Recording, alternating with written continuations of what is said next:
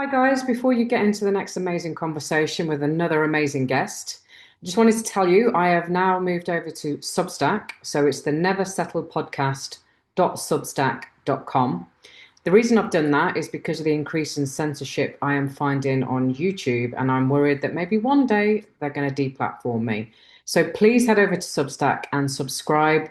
I'm very new into it. It's growing. There will be a lot more content on there going forwards and hope to see you over there. Well, hello, lovely listeners, and welcome, viewers. Today I have the wonderful Robbie the Rat Catcher. Now, I actually first came across Robbie when I saw him on Vobesy's show, which was early 2024, I think. And he was talking about promissory notes. And at the time, I was having some fun and games with Coventry Council. And so I messaged Richard Bobes and said, any chance you could put me in touch with Robbie, which he did. And then me and Robbie started talking, and Robbie started helping me with promissory notes. So that was how I came across Robbie. And then he told me that there was going to be a swearing in ceremony in Sherwood Forest for the peace officers. I should go along. And I was like, I have no idea what this is about. But there's going to be some like-minded people, so I will go. And that's what I did. Um, since then, obviously, I didn't know Robbie's full story then. Robbie is used to be a driving instructor, and a lot of people watching this will know Robbie and will know that he's been taking on the DVSA in terms of driving test fraud. And that started, it was 2019, did you say? Yeah, November 2019. That started in 19. You stopped being an instructor in 22. Yeah. Um, and basically it's been ongoing all of these years. And so today, Robbie, as some of you will already know, ended up in prison some time ago, which was not a very pleasant experience, and was in court very, very recently. Hence why he's on this podcast now, because Robbie wants to basically expose everything, warts and all, in terms of what he's been through, the hell he's been through, and obviously what's going to happen next. So, welcome. It's amazing to have you. Good afternoon and welcome and thanks for having me. You're welcome, and I'm sure the audience will agree. He looks like Sean Connery today. Only in name only. So, I think it's probably a good idea, Rob, for you to sort of give us the backstory of how, why on earth did you even get into this DVSA thing? What prompted you to do that? And then obviously what happened since. And I don't know much about the time of when you went to prison. I'm sure most people don't. I know you didn't have a very good time in there at all. And tell us as much or as little as you want to. It's entirely up to you. But if you want to give us the backstory, and then we can take it from there. Yeah, I'm going to tell warts and all. Okay, The people have a right to know what's happening in the United Kingdom currently absolutely. and since 1950. So I have got a passion for driving, always have, ever since I was 17. Always liked cars, always liked tinkering with cars, always liked driving cars, always had cars involved in my life. So eventually, I became a self taught driving instructor in April of 2019, which Red Driving School, I'm sure, will disagree with. But I sat two parts of a three-part exams on my own. And unfortunately, for my demise, you require a certified audit trainer to sign you off for 40 hours training. And to my demise, it was Red Driving School who I picked, and I wish I'd never met the people because they're absolute criminals from top to bottom. So I became a driving instructor in April 2019. And as a brand new driving instructor, I decided that I would sit in the back of every single driving test that every pupil I took for test ever took. Didn't take me long to realise that there was something really, really wrong with the driving tests themselves. People that I were taking and watching were failing when they should have passed, and people that were 100% failing through stupidity, absolute stupid mistakes that they were making, were actually passing. And for months, it puzzled me how that could actually be true. And then in November of 2019 and January of 2020, I took two people to the driving test centres, one in Portsmouth and one in Gosport, which is also called Leon the Solent. And they were absolutely disgustingly failed. One in particular, the one in Leon the Solent, it's hard to explain without the visuals, but I think you've got the visuals. I don't know if you can bring them up on the screen, but it's reasonably easy to explain if you've got the visuals, but I'll try and explain it as best I can. If you look at any roundabout in the United Kingdom, you'll come to a road sign on your left-hand side that will be normally black and white if it's a normal standard road. It'll be green if it's a dual carriageway, and it'll be blue if it's a motorway.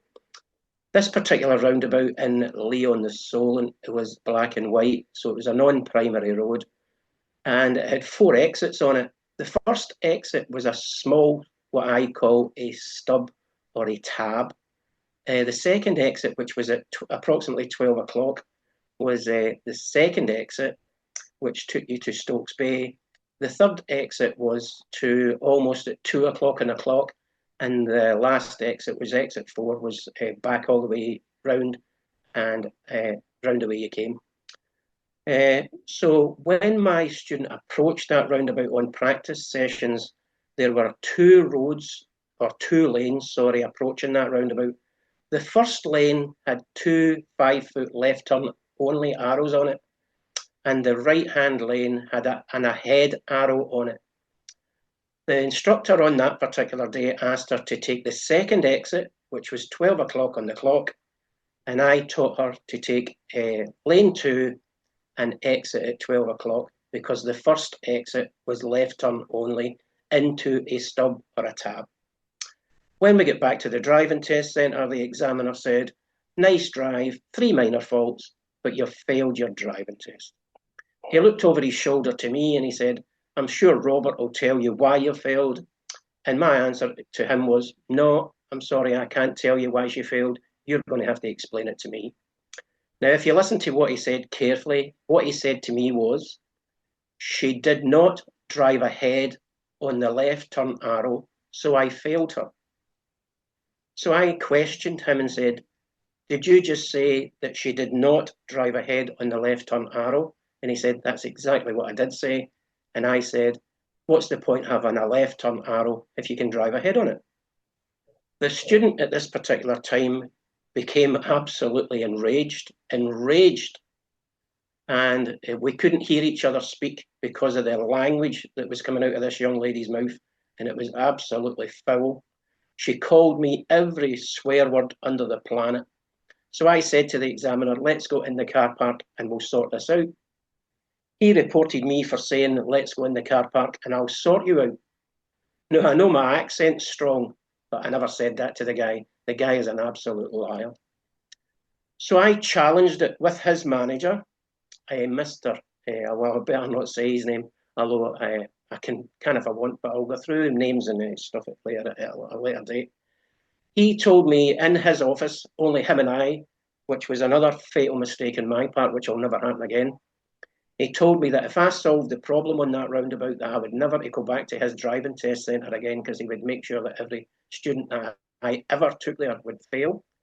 He also told me that he would make sure that I was drummed out of the industry, and that's exactly what happened.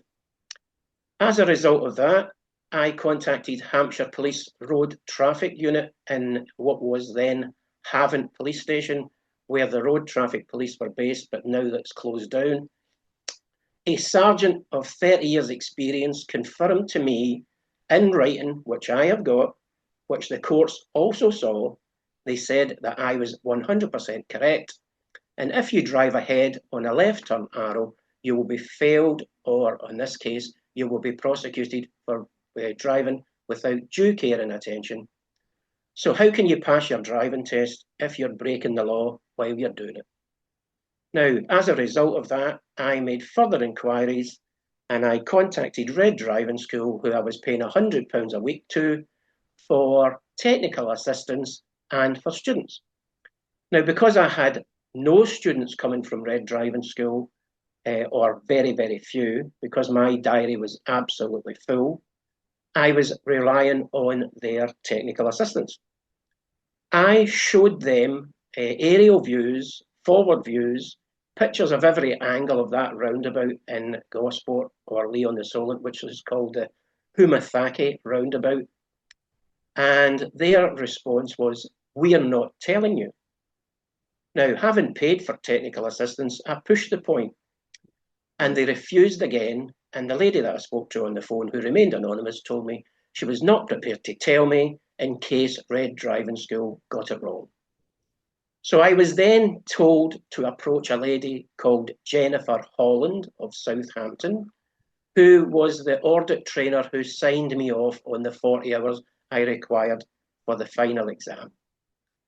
When I approached her, she told me in writing to do what I was told, and that the DVSA expected me just to comply with their instructions, and that she had friends in the area, and that everybody else does it, so why won't I? My response to her was, I am not going to teach people how to break the law, because if someone seriously gets injured, it won't be on my conscience, it will be on the DVSA's conscience, and it'll also be on Red Driving School's conscience. She then reported me for threatening her to Red Driving School, which I never did. Never did. The woman is an absolute liar, and I put her to proof on this programme. She's a liar. Red Driving School decided that I was then not a suitable driving instructor to be working for them, so they terminated my contract. But it was a franchise, which was absolutely wonderful, because when they terminated my franchise, I didn't have to pay them £100 a week, and I went independent. Further allegations came from the DVSA staff. Further allegations came from Red Driving School, and approximately 8 Red Driving School driving instructors hounded myself, my wife, and my little girl who had cancer, to the point where 390 crimes have been committed against me, my wife, and my daughter over the past 5 years. They hounded my wife, they tried to get her the sack, they got me the sack, and they hounded my little girl, who was 8 at the time. She was suffering from leukemia, and they sent her hate mail. They sent her hate mail to our house. They sent her hate mail to her school, and they also sent disgusting pornographic videos to her school, claiming it was me that was in the videos. They had clearly taken my head off of my Facebook pages, posted them onto these disgusting videos, and told the school that it was actually me committing the offences in the videos. Robbie, why? Why did they go to such lengths? Because Red Driving School are in cahoots with the DVSA. Ian McIntosh has admitted multiple times on multiple occasions that the Red Driving School and him and the DVSA are partners. Ian McIntosh of Red Driving School actually wrote the code of conduct for all driving instructors in the United Kingdom in conjunction with the DVSA, and that shows how close his partnership with the DVSA actually was. I challenged it. I went to court. I was found guilty. No matter what evidence I put before the courts, no matter what I said, it was all proven or refused to be looked at. No matter what I said to a Judge Mark Samuels of Portsmouth County Court, denied it, couldn't see it. The people from the DVSA committed perjury in writing, which I raised with him. He said he couldn't see it, didn't want to know about it, put his glasses down over his nose and said, I can't see you and I can't see it. He also looked at my paginated bundle, and he also looked at my pages. He turned them over, and because the page on the second part was blank, he said that there was no evidence for him to look at. As a direct result of that, I arrested him. I publicly arrested him under Section 24A of PACE for perverting the course of justice and aiding the government hide £6 billion worth of driving test fraud. Why do I say that? because after further investigations, I've looked at the driving stats since 1950 and back to 1935. In 1935, the driving test began. The pass rate in 1935 to 1950 was approximately 73%. The war ended in 1945-46, and there was an influx of men come back from the war. In my opinion, the DVSA at the time and the Department of Transport decided that they could not allow that amount of men to drive on the roads because there was no motorways built in the UK until 1969. So they set the pass rate in 1950 to 49.5%. And when you look at their own stats, you can do a Freedom of Information request, as I have done, so you don't have to take my word for it. Check it out for yourself. Ask for their stats and from 2014 to 2025, and they will show that the pass rate for driving tests in the United Kingdom has never been above 49.5%. I sent you a small video recording which lasts 3 minutes, which I'm not sure if you can play or not, but it's worthwhile pointing the people in the direction of that small video. It's on YouTube. Oh, I've been looking forward to this question. Do driving examiners have quotas? And this is a top secret video, so yes, they do, but not the ones you think they have. How many times has someone made a comment, oh, they never pass anyone on a Friday because they've already reached the quota for this week? I can assure you that this is not true. My favourite test time, it's 2:32 on a Friday, which is around about the time of the last test of the week.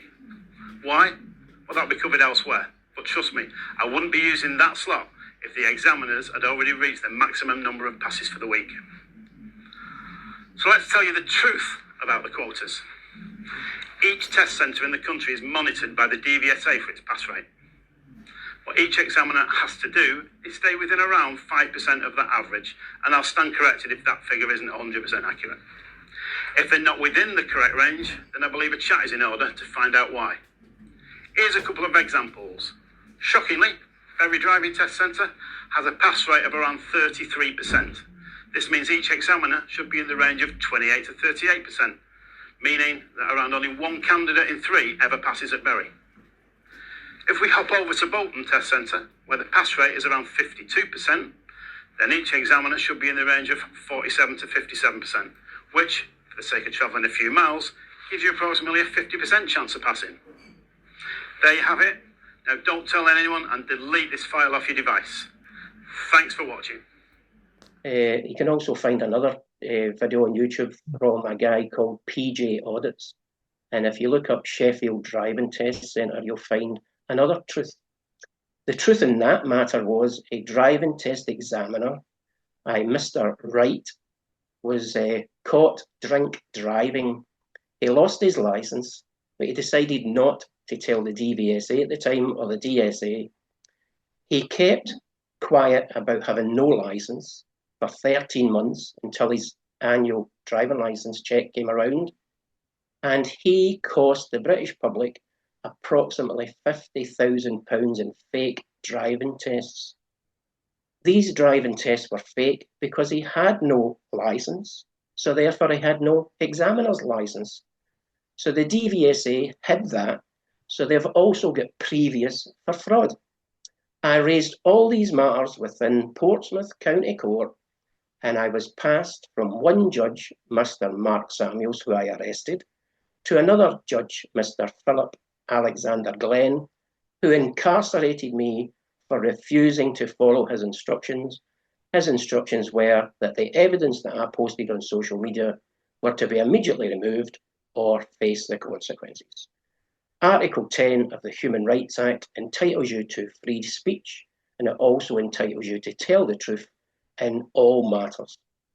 I told him I was not removing the information from the internet because it was 100% true and accurate. And he illegally put me in Lewis prison for 6 weeks. Why do I say it's illegal? Because if you look at the documents that I sent you, they are completely fake. And how do I know they're fake? Because they're not sealed by a court, they're not named by the judge, and they're not signed by the judge. I was arrested on the 3rd of June 2024 at 11:30 at night. I was taken to Hampshire Police Station, or Portsmouth Police Station to be exact. The sergeant there looked at the documents and said, "These documents are fake, and I am not prepared to commit you to prison using fake documentation." Now, the next morning, on the 4th of June 2024, I was rearrested and taken back to the police station. Now, this is where it gets interesting, because the police sergeant on this occasion, on the change of shift, his name was Wheeler, 24033 is his badge number, and the barrister for the government who were protecting their government's interest was Mr. Wheeler. Is there a connection? Not sure. Is there a coincidence? Absolutely there is. So when I went before Sergeant Wheeler 24033, he charged me with perverting the course of justice by producing fake documents to a police officer. Now, that in itself would have been fine if the documents weren't fake, but they actually were, because they were handed to me by the Bournemouth County Court in the original name of Philip Alexander Glenn, but not signed by him. They then thought about it, and after 15 minutes, they de-arrested me for perverting the course of justice, because they knew, like I knew, that if the documents were fake, they could not commit me to prison. But Sergeant Wheeler, 24033, in his wisdom, decided that the documents were real, even though they're not, and you've seen the documents. A child could have wrote those documents. So Sergeant Wheeler decided that he was going to commit me to prison. He was, not the judge, because the judge never signed the documents. On the way from Portsmouth Police Station to the vehicle ran by Serco out the back, I was accused of being a paedophile. The people on the bus and the Serco staff were told by a person or persons within Portsmouth Police Station that I was a paedophile. Why did they do that? Because someone, and I strongly suspect it was Wheeler 24033, wanted me to be unalived by the prisoners on the bus or the prisoners within Lewes Police Station. I was taken to the Lewes prison. I was incarcerated from the 4th of June 2024 to the 19th of July, 2024 to the 19th of July 2024, where a further 3 attempts were made on my life by prison staff. Fortunately, or unfortunately for them, I survived, and I'm here to tell my story. So, if you look at the stats in regards to the driving test, there is no doubt in my mind, plus the new evidence that I've provided you with in the evidence of the video, and the secondary video that I provided you with from PJ Audits, also confirms that the driving test in this country is fake. Why did they try and unalive me? Because the repercussions of me being correct are horrendous. Because unless the DVSA have recorded which 50% were fake and which 50% were correctly done, every driving licence in this country has to be treated as false. Now, that implication in regards to that means there's no car in this country currently got insurance, because there's no person in this country got a driving licence. But subsequent to that, any person who's driving non-commercially doesn't require a driving licence anyway. So back to Red Driving School and Ian McIntosh of Beverley in Hull. He decided in his wisdom that he employed former detectives or ex-police officers of the Metropolitan Police, and they in turn, I believe, had a word with the police at Portsmouth or Hampshire. And of the 390 crimes that are recorded, and I've sent you that documentation, not one was ever investigated to an interview, an arrest, or prosecution. Now, 4 armed police officers came to my house and 4 non-armed police officers, and they absolutely terrified the living daylights out of my daughter, who had cancer at the time. They interrogated her when we were taking the dog for a walk, for a 10-minute walk. My little girl at the time was nearly 11, so we only took the dog out round the block for a maximum of 10 minutes. And when my wife came back, she was confronted by 4 armed police officers, 4 unarmed police officers, and my daughter was screaming at the top of her voice that these officers had interrogated her through the window. What man with an armed gun in his hand interrogates an 11-year-old child suffering from leukemia? Did Hampshire Police know that my little girl had a leukemia? Absolutely they did, because they knew from the 300 crimes previously reported that she had leukemia, and the people that were caught red-handedly, excuse the pun, red driving school people, were all caught red-handed. They could not deny the offences, but Hampshire Police let them all walk. Every last one of them walked. But when I retaliated onto social media and exposed them name by name by name, I got arrested. I have been arrested 18 times in 24 months. My wife's been arrested, my daughter's been harassed, and the mail that comes through my door is absolutely disgusting. It's vile. People who work for Red Driving School, in particular those 8, should be absolutely put down. You wouldn't put an animal through that torture, but they people walked free. I'm quite sure that there's a lot of Red Driving School instructors that are absolutely amazing people, but the ones that had dealings with me are absolutely vile. And one day, God's justice will be done. Yeah, I totally agree. So when you obviously spent those horrible weeks in prison last year, and they tried to torture you by the sounds of it to the point of death. Yeah, We've heard this from 2 other, well, I've personally heard it from 2 other sources, from, Trevor Mealham, who you mentioned on the message earlier, yeah, and also Donald, who's up in prison in yeah, Scotland. yeah, And we know it's happening. yeah. We know it's happening. So in terms of you were put in for contempt of court, was that the official charge? Contempt of court in a civil court, it's not even a crime.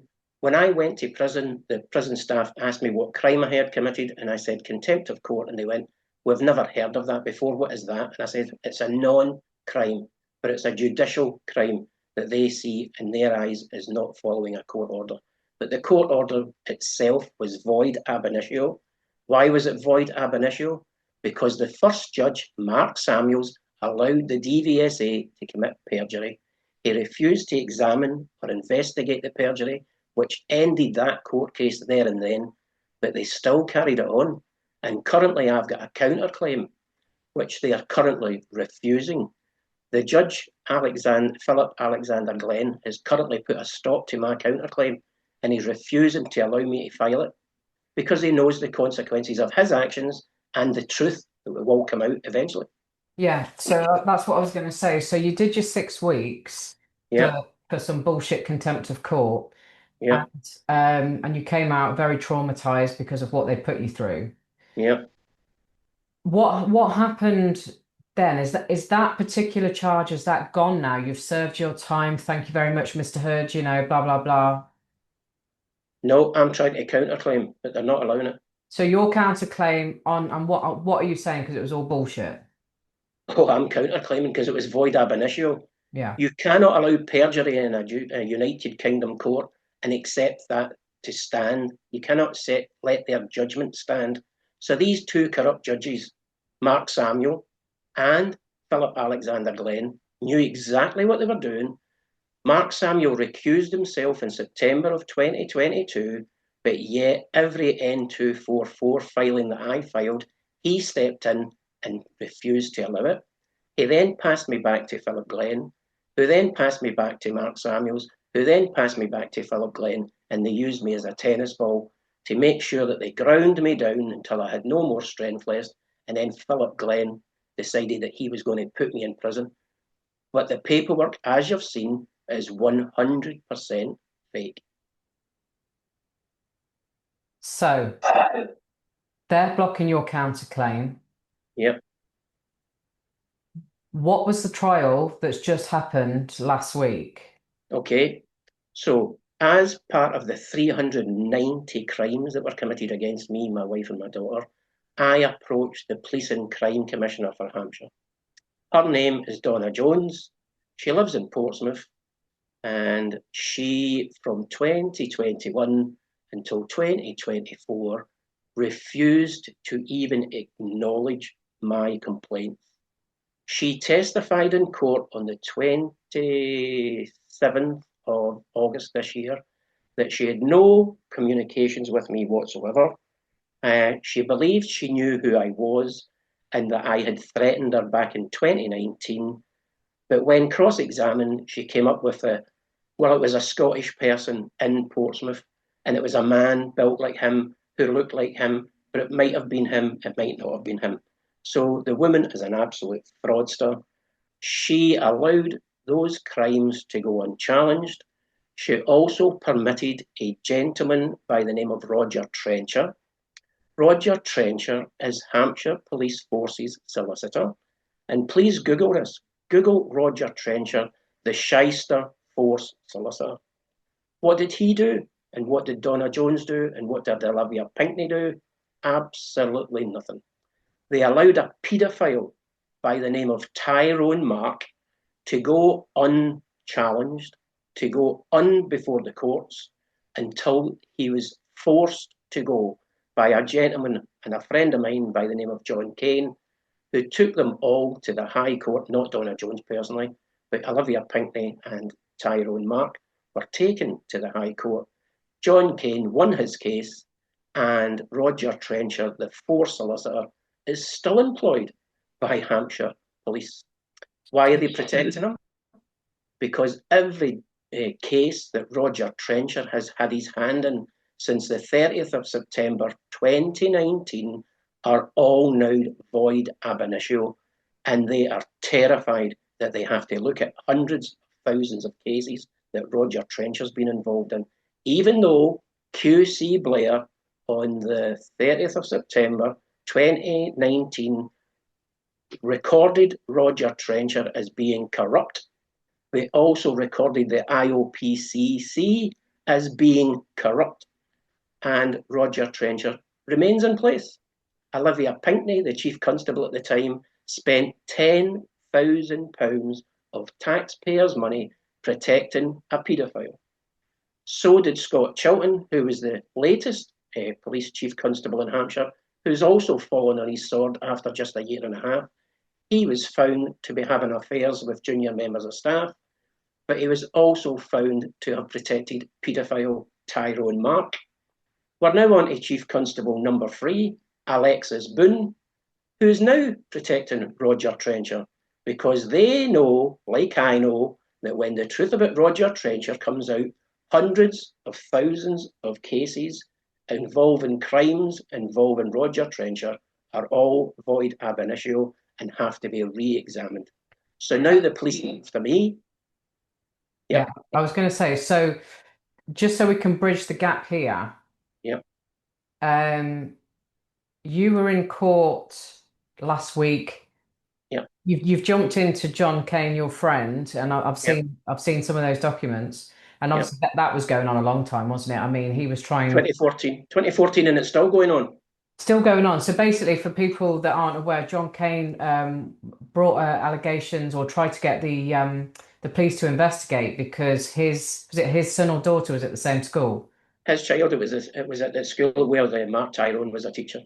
Yeah, and Mark Tyrone basically was having inappropriate relations with a young girl, alcohol and condoms and Christ knows what else, and all of that. So he basically, on a moral front and a safety front, took it on himself, even though he wasn't directly involved in that, but he took it on. And then the police basically just did nothing. From 2014 up until the High Court case in 2019, Hampshire Police did nothing. And this 390 crimes committed against me, they did nothing. Hampshire Police have got a habit of saying everything's a civil matter in Portsmouth and Hampshire. That's their fallback. Everything's civil. But then these matters are not civil. The crimes that were committed by Tyrone Mark were absolutely vile. The stuff that guy had on his laptop was absolutely grade A disgusting. Did he go to prison in the end? Oh, he was finally convicted, yeah, but only because of John Cain pushed it, not because Hampshire Police did anything about it. John Cain had to force Hampshire Police to take action, and Judge QC Blair in the 30th of September 2019 actually ruled in John Cain's favour, which Hampshire Police are still defending. 6 years later, they're still defending it. On what grounds? On the grounds that they know if Roger Trencher gets found to be guilty, every crime that Roger Trencher's been involved in since 2014 are void ab initio, and every criminal that's been charged with a crime are all having to be relooked at. It's massive. So still need to bridge some gap here. What were you in court for last week? So Donna Jones, who refused to assist me, I approached her on the 21st of February 2024. I recorded my interactions at her office, and I read out a letter to her telling her that I requested her to sack Scott Chilton, who was protecting Tyrone Mark.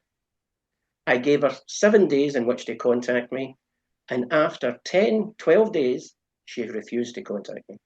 So on the 4th of March 2024, I went back to her office. I recorded and read out a secondary letter to Donna Jones. Donna Jones again ignored me. She's made up some cock and bull story about me circumnavigating her security. And the truth was, I drove up to the barrier and pressed a buzzer, and somebody let me in. So her security is not very good. But having said that, the 2 videos that I have absolutely vindicate me being there. And she's saying that I illegally trespassed on her offices, even though they're funded by the public, which makes them publicly accessible. She then, in her wisdom, decided that she was going to ignore me for a second time. So I went up to her office to conduct a citizen's arrest against her, and she wasn't present. So I read out another letter, and I gave her 7 days in which to contact me. And on the 7th day, which was the 11th of March 2024, Hampshire Police turned up at my house at 8:30 in the morning and arrested me for harassing Donna Jones. And that's where the new evidence or the new court case comes out. I harassed Donna Jones, who protected Tyrone Mark, who protected Olivia Pinckney, and who protected Scott Chilton, all guilty of protecting a paedophile. But I get arrested for harassment. Now, this is the 18th time in 24 months I've been arrested by Hampshire Police. And of the 18 times that I've been arrested, only 1 went to prosecution. And even that's void ab initio because I was not given a fair trial. I was found guilty in my absence because I was mentally incapable of defending myself because I've been diagnosed with PTSD. My doctor sent a letter to the court saying Mr. Hood cannot represent himself. And the court went ahead in my absence, found me guilty. I've appealed that decision and I've put in a void order. So that conviction no longer stands. So my record is clear. But Donna Jones decided that she was going to have me arrested for harassment. Now on let me think about the date, the 19th of May 2024, Hampshire Police decided, the CPS in Hampshire decided that I did not harass Donna Jones. They decided that there was no further action or evidence to constitute harassment. So I therefore sent Donna Jones an arrest warrant from peaceofficers.uk for her immediate arrest, and I told her that she was aiding and abetting in a crime of paedophilia, genocide, malfeasance, misfeasance, and numerous other crimes that she's committed to date, and Hampshire Police refused to do anything about her or the crimes that the commissioners and the police chief constables have done over the past, since 2014, so 11 years, these people have been committing these crimes, and Hampshire Police refused to do anything about it because they, like I know, the consequences of their actions. Yeah, I was talking to somebody earlier who used to work in Hampshire Police, and he said Donna Jones is not really a very nice person. And Oh, there's more allegations to come out against Donna Jones, and I'm currently working on the evidence that I'm working on currently, because Donna Jones used to be the leader of Portsmouth City Council, and I'm not going to go into too much about it because I don't have all the evidence, but I know she's been insider trading. The other thing that Donna Jones is absolutely 100% guilty of, she opened a electricity and gas supply company called Victory Energy Supplies Limited. It never traded, but it had 7 employees, and it also went bankrupt, costing the people of Portsmouth £3.5 million. Where did that money go? Where is that £3.5 million for a company that never traded? so, so just let me get this clear. She's now a the head of the police. Sorry, what is her official title? The Police and Crime Commissioner of Police Hampshire. and Crime Commissioner. Prior to that, she worked for the council. Yeah. And then somewhere in between, she's opened an energy company or No, no, no, registered no, one. no. As the leader of the council, she opened an energy company because Oh, the council are trading as a corporation, which voids all council tax in the United Kingdom, because you need a contract to contract with a corporation, making council tax void. She even admits that she ran Portsmouth City Council as a corporation. She opened Victory Energy Supplies Limited, and it never traded, it never produced one bit of electricity or gas, and she folded it. And it cost the people of Hampshire 3.5 million. But it's worse than that. She also took part in what was called the Hampshire Community Bank. That community bank was set up to assist small businesses get cheap bank loans on behalf of all the councils in Hampshire. It collapsed, leaving £15 million worth of debt. 15 million. Now, Donna Jones, as leader of the council, also bought a DHL factory in the Midlands. She also bought multiple factories and multiple companies all over England, as leader of Portsmouth City Council. So she can't deny that Portsmouth City Council is a corporation. And for, as I just said, for a corporation to operate, you need a contract. So if you've not got a contract with Portsmouth City Council or any council in the United Kingdom, stop paying your council tax with immediate effect. yeah. You don't have to pay it. It's fraud. And fraud in the case of Lazarus Estates versus Beasley in 1956 states that fraud vitiates all.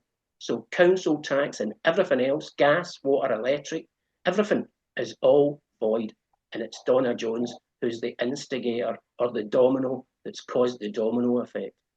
Well, that friend was also talking about the fact that her and her father have accumulated, I don't know, something like 150 properties via auctions. And I said, would those auctions be of poor bastards that have had their houses taken off them by any chance? And Well, he said, well, possibly, don't know. that Um, that's the story that I'm currently investigating. Her father, who was an Olympic medalist in the 1972 Olympic Games for boxing, he was awarded the bronze medal. And on the day that he received the bronze medal, he gave up boxing. That's strange in itself and looks worth looking into. But back to Donna Jones and her father, and her first husband, and her current husband. They purchased, or she and her current husband purchased, a property in Drayton in Portsmouth. And in 2014, she paid £550,000 for that property, which is now worth over £1 million. Now, I'm not going to dig too deep into Donna Jones and her father because I don't have all the evidence, but I do have most of it. But her and her father, her first husband and her second husband, have got a portfolio of lots of properties in Portsmouth, as you just quite rightly said. She's also got 3 HMOs, which are houses of multiple occupancy within Portsmouth City Centre, and she, as leader of Portsmouth City Council, decided that she was going to relax the rules and regulations on HMOs, funnily enough. So now I believe that she has got illegal immigrants in her HMOs and taken full advantage of the government's generous money offers, shall we say. But again, that's alleged. I haven't confirmed that yet. Haven't put in a freedom of information request to the Portsmouth City Council. They're currently playing hardball and they won't speak about specifics. But I know in my heart of hearts, it's all true. And the evidence is there. It's like you have to question this, in terms of somebody that's the head of the police commissioner has got over 100 properties, DHL factories, opened up an energy company. The vocation is supposed to be there to serve the people, right? Not to serve the pocket. And I know, yeah. And it's exactly the same as, all of these politicians that apparently are serving our country who have got £1 million mansions and multiple holiday homes and this, that, and the other. And it's like, well, where's all this money coming from? It makes no sense. Look at Angela Rayner in yesterday's news. £800,000 property she used her disabled child's money to purchase. But back to Donna Jones, the only person that Donna Jones serves is Donna Jones. Donna Jones has done nothing for the people of Hampshire, but she'll tell you she's done thousands. She's done absolutely nothing. She's an absolute waster, and she's a perjurer, which I've now got evidence for. And I am now taking her and the CPS to the Crown Court in Portsmouth, where I hope that justice will prevail. Okay, so last week in court, it didn't go as you wanted it. What? Oh no, that's not true. It actually went the way I actually did want it to go. Okay, apologies. So what was the verdict last week? So the judge, in his wisdom, and I do mean wisdom, found me guilty of harassment. Now, why do I say wisdom? Because he, like I, now know that I can now take the case to Crown Court. Crown Court is a jury of my peers, and the people stop, and the people will get to see the evidence for themselves in its entirety. But all the evidence that we have discussed today is all available online. Company's House will show you Donna Jones, her father, Ralph Evans. His name's not Jones, it's Ralph Evans. Her first husband and second husband, the second husband is Jones, obviously. And you can find all about their business transactions online. It's not there, it's not a secret, but she hides it. But she claimed to not want anybody to know where she lives, and I provided the court with her title deeds last week. I know exactly where she lives, and I have done for quite a considerable amount of time, but I haven't been anywhere near her because I'm going to let the judicial system deal with Donna Jones. I'm going to let God and his wisdom deal with Donna Jones, and I'm going to let God in his entirety deal with everybody who's ever dealt with me in the past 6 years. So the truth will out. You can never hide from the truth, and why these people think you can hide from the truth is beyond belief. It beggars belief that these people think they can hide this stuff. They can't, especially when you've got somebody like me on your tail. Well, exactly. They didn't bargain for Robbie the Rat Catcher, that's for sure. And I'm seeing it happening in different facets. People are breaking through that gap of light is starting to widen a bit as more and more people are having the courage to step forward and call this bullshit out. And I did it similarly myself, although while I was listening to you, I was thinking, I wonder whether I did the right thing. But I was in court to try and annul a bankruptcy, and in the end, when I went in this week, I decided to basically say I am not the legal fiction, and here's the proof, and I am Melanie. And the judge took it. But what it meant for me was that annulment I've been fighting for the last 12 months has now been struck out because obviously the legal fiction wasn't there to fight the case. Yeah. But I've done that for a reason. I've done that on the back of the inspiration for Yvonne Watson up in Newcastle County Court, when she was recognised. understanding more about what's going on with the likes of Donald, yourself, and it's just like enough is enough. You Yeah, know, I'm probably gonna have to deal with a load of crap as a result of what I did this week. yeah, Or maybe not. Maybe, the judge that sat there, who I believe to be a decent man, yeah, time will tell. yeah. There are some decent ones. Yeah, and what's going to happen next? I've basically let go and let God. I have every faith that it's going to be good. I just Yeah, don't know what that looks like. yeah, And that's not my concern. And that's really quite difficult to be in that situation. But I think when you probably like you, Rob, you've been through so much and you get to a point where you're just like, I'm all in. I'm yeah, done. Right. You bastards, yeah. you're getting it now. The things that I saw in Lewis prison would turn your stomach. Turn your stomach. I seen a man shanked in the throat. I seen a man boiled with a kettle of water. I seen a man punched in the face and his eye almost exploded. I have seen almost everything that you can possibly see in that 6 weeks. And if that's 6 weeks, God knows what 6 years in these places is like. But the other thing is the contempt that these people have for you. You're there as a punishment, not to be punished. They absolutely starve you in Lewis prison. Your breakfast at 8 o'clock consists of a child's cereal box with a bit of milk. That's your breakfast. Your lunch is 11:30, which consists of an apple, a small packet of copper soup, a small halal slice that looks like half the size of a sausage roll, and a packet of crisps or something like that. Your evening meal is 3:30, and that's potato wedges, peas, and some sort of pretend lasagna. And you're locked up in your cell for 23 hours a day. You're locked in from 4 p.m. at night right through till 8 a.m. the next morning. You're let out for breakfast for 15 minutes. You're let out for lunch for 15 minutes, and you're let out for your evening meal for 15 minutes. The other 23 and a quarter hours, you're locked in your cell with somebody you don't even know. You wouldn't treat an animal in those conditions because the RSPCA would step in and put a stop to it. But this government treat you like an animal, and that's the way people come out of jail, acting like animals. There's no reform or anything for people in prison. It's an absolute disgrace.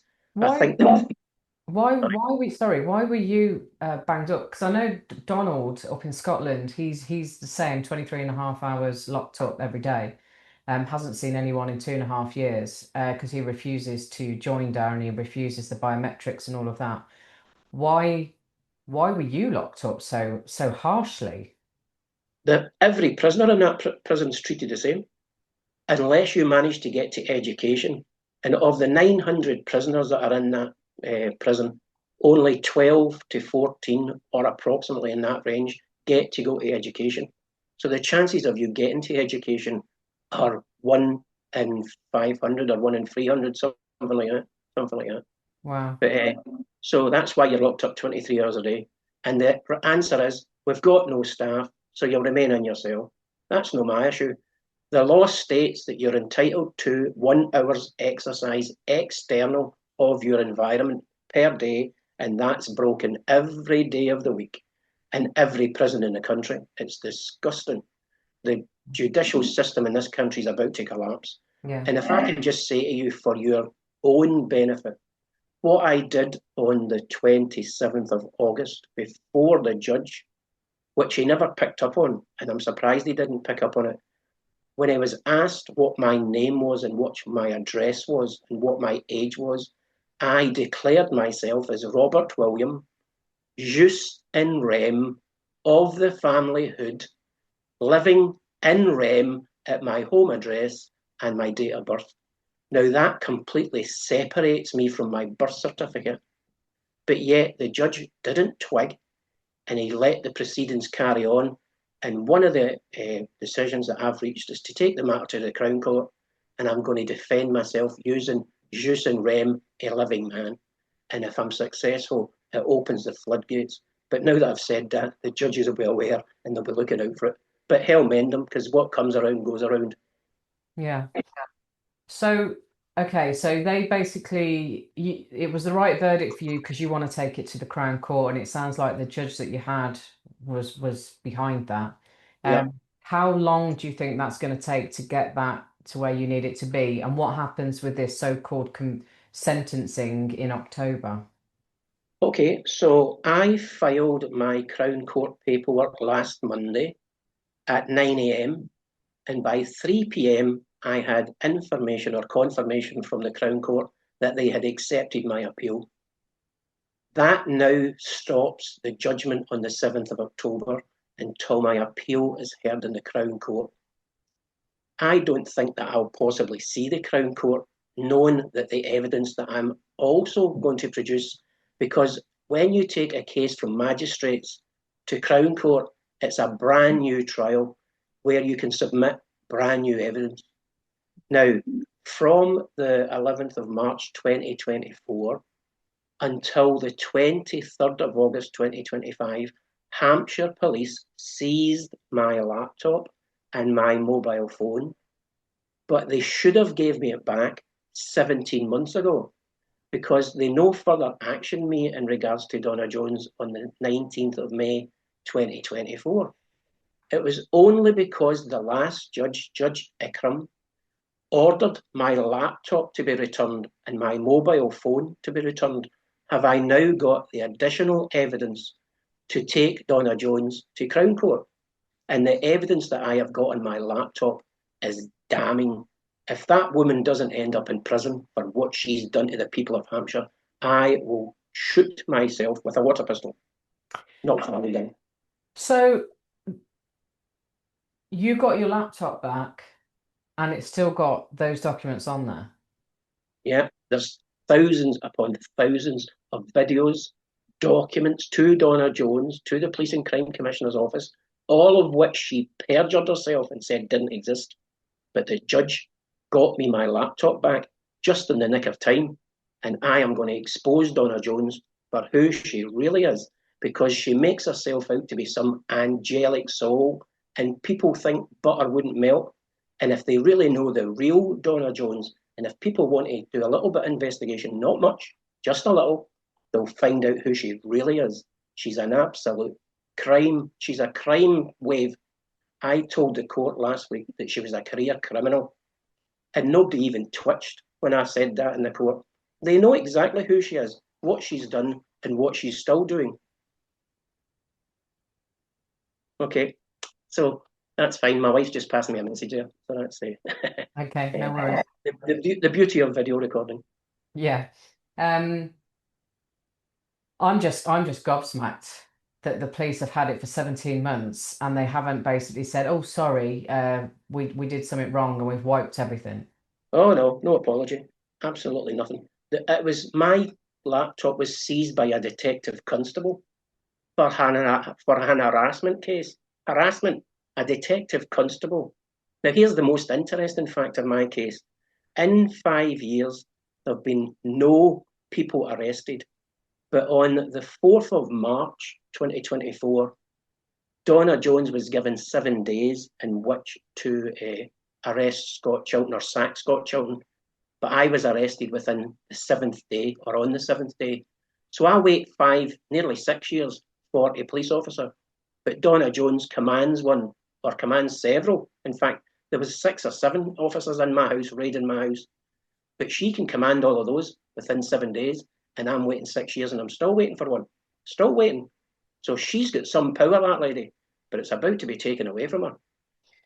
Would you say she could be part of, I don't know, some kind of secret society or something like that? Well, there is a female section of Freemasons called the Western Star. And the MD in Scotland will tell you that that's true. The Western Star are female Freemasons. So whether she's a member or not, I don't know, and I don't particularly care. What I do care about is the crimes that she's committed against me, my family, and the people of Hampshire. I care about that. and she's going to pay the price for it, legally and morally and spiritually. Yeah, yeah. Just thinking of how she's been protected and all the stuff that she gets up to and the money she's now got, you know, and the wealth she's accumulated and all of these things, which is not usual. Well, you wouldn't think it would be usual for somebody in the police or somebody in the council to be able to do that. But She is a multi-millionaire. So And she doesn't need to work in the police, does she? No, but she loves the white gloves and the chauffeur-driven car. She wants now to be mayor of Hampshire. But not only is that's not good enough for her either. She's taking the role of police and crime commissioner to the role of mayor, where her wage will be in the region of £250,000 a year. That's her goal, because she wants to get her white gloves on and be chauffeured round in a limousine with Portsmouth City flags on it. That is her ultimate goal. But I don't think she'll make it. I think she'll see Cortonvale or some other female prison. Wow. So is there anything you've not shared with us today that you'd like to share? There's lots of things I can't share because I'm still investigating Donna Jones, but the evidence is mounting against her.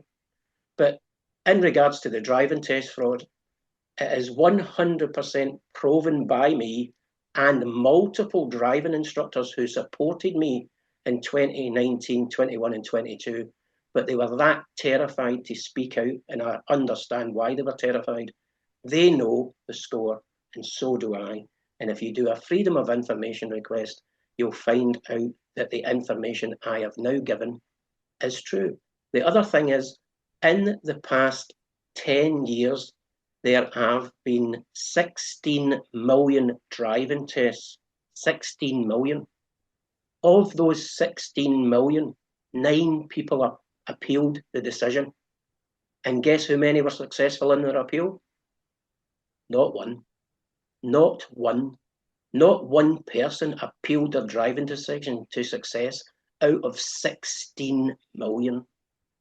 The government are absolutely fleecing the people of this country. They are robbing us to poverty. And they are all sitting in their lovely £800,000 houses, as Angela Rayner currently is. Yeah. And I can guarantee there'll be an inquiry which produces nothing, because the only thing that will produce anything is an investigation. The Hillsbury inquiry does not produce a criminal charge. Any other Greenfield inquiry produces no criminal charges. If the government say they're holding an inquiry, it's not even worth the paper it's written on. It has to be a criminal investigation for crimes to follow or charges to follow. Inquiries mean nothing other than to deceive the people. Yeah. And waste a load of money. And waste a lot of money. So the DVSA, is that still ongoing? Absolutely it is. But I can't get my case before the courts because the judge who wants to sit on it, Philip Alexander Glenn, I'm refusing to allow him to sit on it, but he's determined to sit on it. But because it's a brand new case reference number, he can't. But he is, because he's demanding to sit on it. So where do I go? Nowhere. I'll end up arresting him and his pal Mark Samuels again, because I'm perfectly entitled to do it. And when I arrested Mark Samuels in his court, he refused to have me arrested because he knew that I was correct, and he also knew that he would have to testify in my trial. So that's why, if MD wants to arrest a judge under Section 24A case, and be very, very careful how you do it, make sure you do it 100% correctly, and the authorities can't touch you for it. They cannot. Right. Well, it's certainly been a ride for you over these last few years. I bet there were some mornings you wake up and you go, what the friggin' hell am I doing? Let's just say sometimes I almost wasn't here. Let's put it that way. Well, so, we're all glad that you are. If it wasn't for my little girl and my wife, I wouldn't be here. So Hampshire Police have got a lot to answer for, and so is the judiciary in this country. How is your daughter now? She's under treatment until 2028, but she's been given the all clear as of February last year. But she still has to have her 6 monthly and yearly checkups, but she's fine. Thanks. Brilliant. Okay, well, thank you Rob, for sharing your story. And I think me and everyone watching, we're all behind you in whatever we can do and support. Um, Wishing you every bit of God love and luck in the world. I believe, like I said earlier, that light is expanding and expanding, and it's expanding in all different facets. And it's just blinding now, the corruption, isn't it? In terms of, I keep hearing that September's going to be explosive. There's going to be loads of stuff coming out in the mainstream and this, that, and the other. Well, bring it on, because we're all pissed off. We're waiting for all of that. And yeah, I just think it's a matter of time. And it's people like you and also me in my small way, what I've been challenging. We're all dotted around the world doing different things. I get emails all the time now, and an Aboriginal Australian guy has messaged me because of the Yvonne Watson case and what he's trying to do in terms of what they're trying to do to him and his kids, and there's just so many stories all around the world. And it's people like you and the podcasts that are out there that are shedding light on all of this, that is giving people hope, that is starting to break the shackles a little bit. That, and people going, oh, you're so brave, or you're so this, or you're so that. And it's like, yeah, okay, yeah, great. And then some ripples will allow other people to take that first step and that first bit of courage to do their stuff, and that's what we're seeing. And obviously, Two Tier Twat is doing a fantastic job of waking up the people that are just worried now about the immigrants and keeping the streets safe and flying flags and all that sort of stuff. But that okay, I hope it doesn't go to where we think it might go to, because that's what they're looking for. But at least it's an awakening of sorts. It's putting them from sleeping to, oh shit, right, okay, this is bullshit, what's going on, we need to do something about this, we need to start taking back control. And that's what it is. We've all, we blame the establishment, but we're to blame, because we've allowed it as well. We've allowed the complacency. We were like, oh yeah, we're fine, we've got our own comfortable little life, and we just went along with it, and we didn't really question anything. And but now Yeah, we're it not. was the likes of Richard Vobes, yourself, and other podcasters and Gareth Icke that gave me an opportunity to voice what was happening to me, because the local newspaper has absolutely destroyed my life by their half stories and their half truths. But again, they'll suffer eventually in it as well, legally, spiritually. And the truth, as I've always thought since 2019, the truth will never stay hidden forever. It will come out. And the truth is the truth. You can't hide from it. They teach children at a very early age to admit to their mistakes, because the truth will come out. And unfortunately, that's a thing of the past. But it's coming back because, as you said, the light of God is starting to spread across the whole world. And people, as you've rightly said, are sick to the back teeth of these elites draining us of our life and our finances. Enough is enough. Stop feeding the beast. Stop paying your council tax immediately. It's not a tax, it's fraudulent. All it's doing is funding their pensions, let's be honest, as well as war. That's exactly what it's doing. Exactly. All my evidence that I've produced today is all checkable, every last fact. And there's more to come, Okay. Well, thank you again, Rob. I'm going to let you go. I know the viewers are going to get a lot of value from this. And as I said, we're all behind you every step of the way. So thank you. God's peace be with you.